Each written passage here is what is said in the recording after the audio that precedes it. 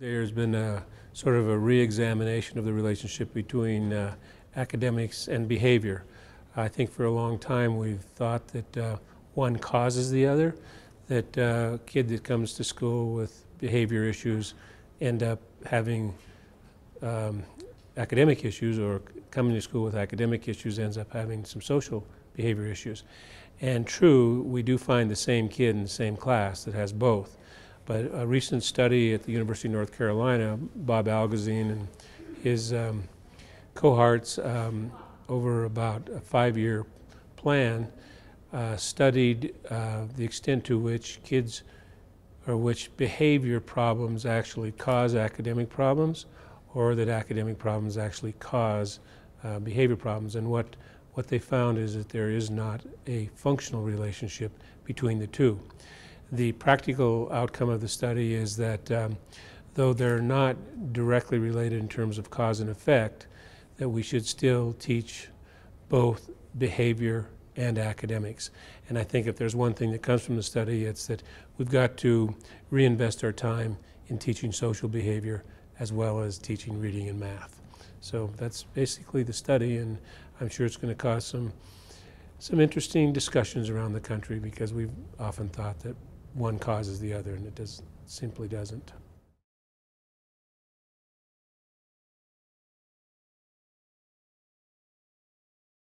You know, to me, there's only one reason we ever should monitor the progress of kids or collect data, and that is to use those data to make some decisions. And years ago in precision teaching, when it was first sort of being conceptualized and then put into the classrooms, we insisted that a couple things happen. One is that we were going to measure behavior directly, so we were going to measure reading directly from the reader, math directly from the workbook, and then we were going to do it frequently, which meant that we were going to do it every day. And that led to a collection of data points that clearly to us allowed better decision making. And you know, when you identify kids through using some of the precision teaching procedures of 1-minute timings, you intervene after you've found the kids, so to speak. Then you use that same 1-minute idea to monitor the extent to which the idea is working, and then make decisions from those same 1-minute timings. Sort of captures precision teaching then and now. So we're still talking about universal screening, interventions, progress monitoring, and making decisions from those data.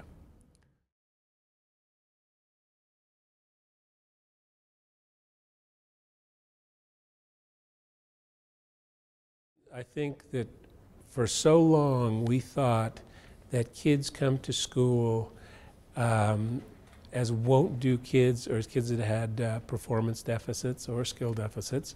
And what we found is that if you ask the question why, you really begin to dig deeper into, is this a kid that is a can't-do student or a won't-do student? And the function means, why does the kid do what he's doing? And from those questions you ask, is he a can't-do or won't-do? You also begin to lead into, is the kid trying to get something or get out of something? And you know, if there's one thing that we can do in terms of looking at kids with behavior disorders, or kids that are have behavior challenges, is to try to determine whether that behavior serves him or her to get out of a situation or to get something in a situation. And once we've determined that, I guess we do a better job in providing an intervention. If it's a can't-do kid, you know, on the academic side, then we have to go teach that skill. If it's a can't-do kid on the behavior side, we have to go teach that skill.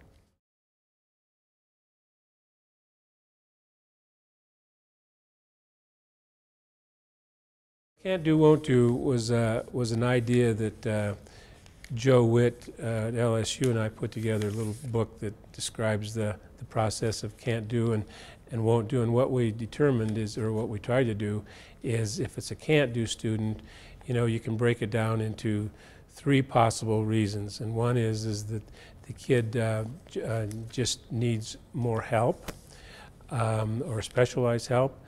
He needs more practice, Or in fact, it might be that what's in front of them is just too difficult. So we've tried to break it down, and if it's too difficult, you do one set of things. If it needs more practice, it's another. And if he needs more help, then you kick in something that's kind of unique to the instructional process. On the won't do side, we have given some ideas that focus on there's little reason or motivation for the student to do it, the kid to do it. So we've tried to provide some ideas on if it's a won't do, here are some thoughts on interventions, if you will, to motivate or to give a kid a reason to do it.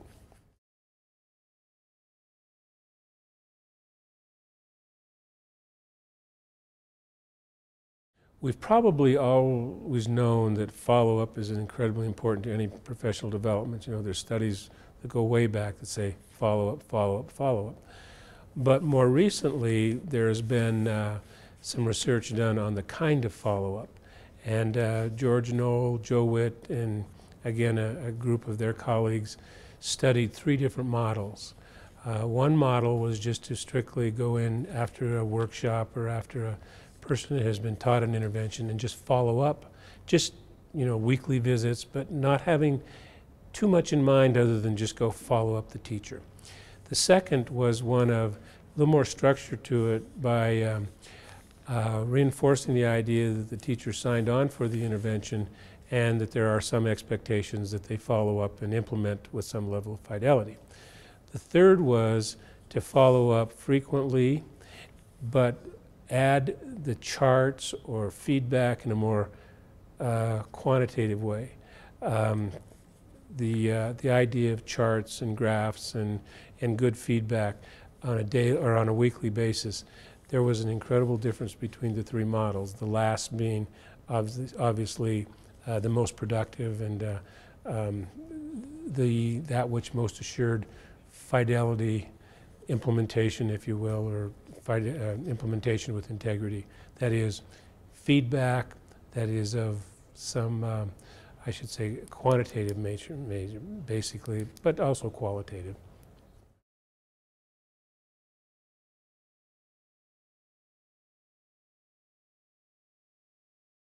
I think for years, those of us in special ed and school psych have tried to embrace the idea that many of these youngsters function better in general classrooms where they can identify with non-disabled peers, kids that could serve as models almost. And it seems that ever since Madeline Will of the 80s, where we talked about mainstreaming kids, we've been trying to bring atypical learners closer to a typical learner.